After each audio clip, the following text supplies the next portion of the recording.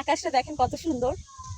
ও wow guys, এই তো পুষ্কুরের পাড়ে চলে আসছি। এখানে দেখা হয়ে গেল একটা ছাগলের সাথে। ছাগলটা প্রেগনেন্ট। কি বাবা, ও বিড়ালের ফার এত পরিমাণ সিল্কি হয় আর এত সুন্দর হয়, মানে বিড়ালের ফার ধরতে ধরতে ছাগলের ফার ধরে মনে হচ্ছে যে আমার হাতে এক বস্তা ময়লা লেগে গেছে, এমন অবস্থা। এই শিংগুলা তোর কত ছোট রে, এত শিংগুলা কত ছোট, কত সুন্দর বাতাস ছাড়ছে দেখেন। পুষ্কুনির পাড়ে আসলে মনটাই ভালো হয়ে যায়। ওয়াও ওয়াও, কি সুন্দর দৃশ্য।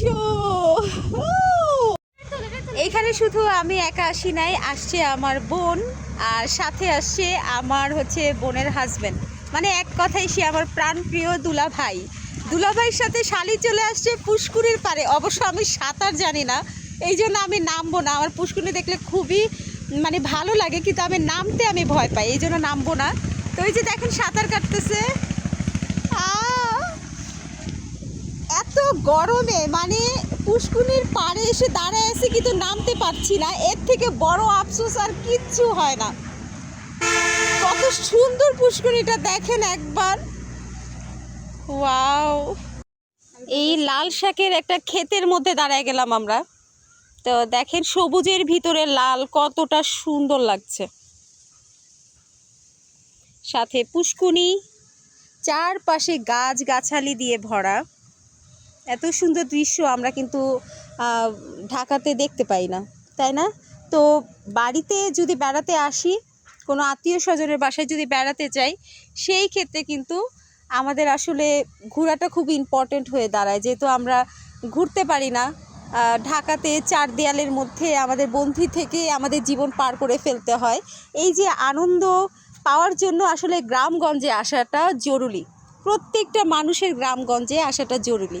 আসলে আমরাই অসুস্থ, আমরা শহরে থাকি, চার দেয়ালের মধ্যে থাকি, এরকম হাওয়া বাতাস প্রাকৃতিক সৌন্দর্যের মধ্যে আমরা কিন্তু বড় হই না।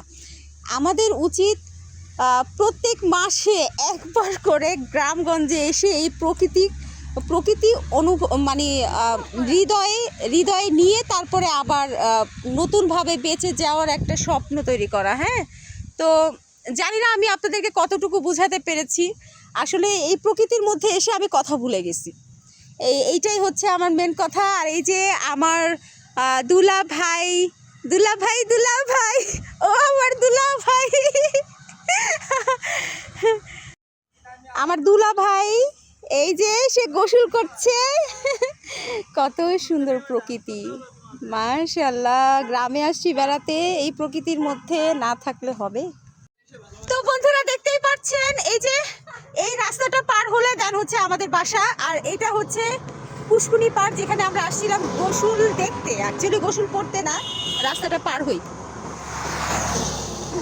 তো গোসল আর করতে পারিনি, ভাইগনাকে পাঠাইছি শ্যাম্পু নেওয়ার জন্য। শ্যাম্পু নিয়ে এখন চলে যাচ্ছি বাসায়।